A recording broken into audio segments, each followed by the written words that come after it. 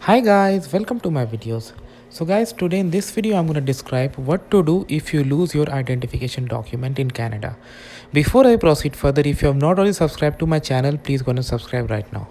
So guys, the information I'm sharing you is based on my personal experience because I myself have gone through this. So guys, when it comes to your identification document, it could be anything in Canada. It could be your photo card, it could be your health card. Health card, although it's not considered identification at many places, but still it has got your name, photo, and some vital information details. Then your driving license, passport, anything. So, and not only that, like generally how you keep these things, like for example your driving license, generally you keep it in your wallet, same for your photo card.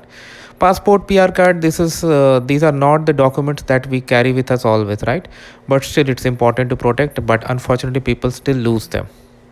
So how you're gonna manage? First of all, never ever get into stress, although it should not be happening, and you should take preventive measures. Prevention is always better than cure, but sometimes due to some uh, conditional or some unexpected situations, you may lose it, like petty crimes like pickpocketing and all these things may happen. So very first thing you should do is to calm yourself down. Second thing, like you should always remember that what are the documents you had in that wallet or bag, whatever you have lost. Let's say you may have some credit cards or debit card, so immediately block them, because for minor transactions using your debit card or credit card, punching in pin is not required. I think in Ontario the limit is $200. It used to be $100 before, but during pandemic it was shot up to 200. So somebody who has stolen your card, still masks are like voluntary.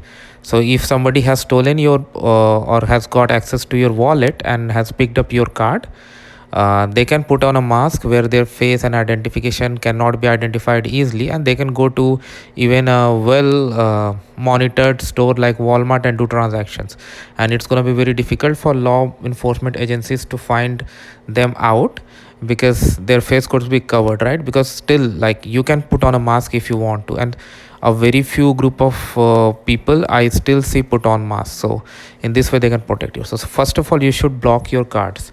How are you gonna do it? Like, if you have access to your mobile apps, you can go ahead and do it from your mobile banking app. If you don't have it, like, call the customer care.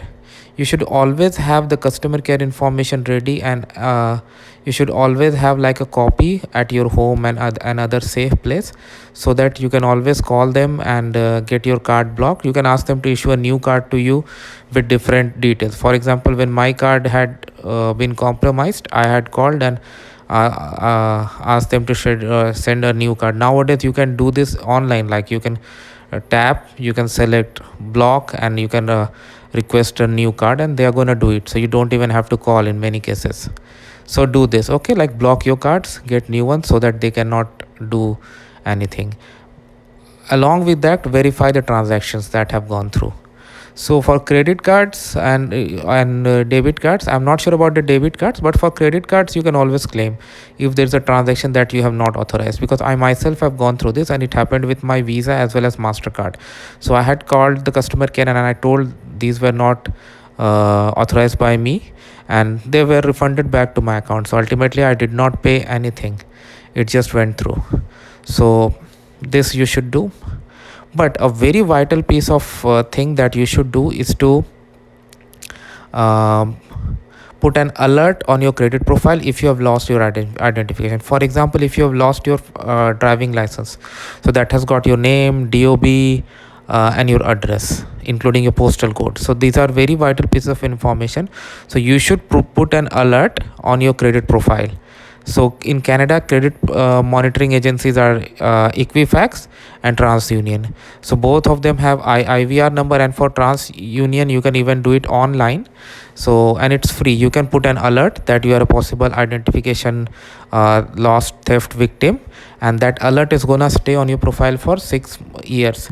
This is not gonna affect your credit score at all, but what it is gonna do, uh, when you or someone else who has stolen your identity and has got access to your identity, if they try to use your identity and apply for any credit product, let's say a mortgage, a postpaid connection, anything, you name it. So what creditors do, they do a credit check, right? So when they do the credit check and when they find that there's an alert on your profile, they are gonna call you. So when you put an alert, you also put a phone number. So what happens, like when a creditor does check on your profile, they're gonna give a call on that number and verify it's you who have made that credit application, because no creditor wants to issue credit to someone who is using someone else identification, right? Nobody wants trouble. So in this way you can be protected. I myself have done it and it works very smoothly. It always protects your credit. So that's why I never had any fraudulent transaction. So in this way you can protect yourself. This you should do. Also you should report it to police.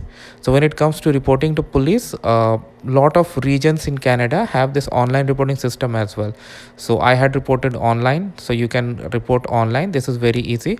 They have fields where you can provide as much details as possible. You may get a call from police as well, like I had got, where I clarified how it happened and what happened. They even asked the brand of the bag that was lost, color, everything. So you should provide as much information as possible. I cannot guarantee that you will get it back, but there's no harm in providing, right? You should provide as much information as possible to law enforcement agencies. So provide this information to them, and then like always have copies of your identification stored with you, so that whenever anything like that happens, you can always go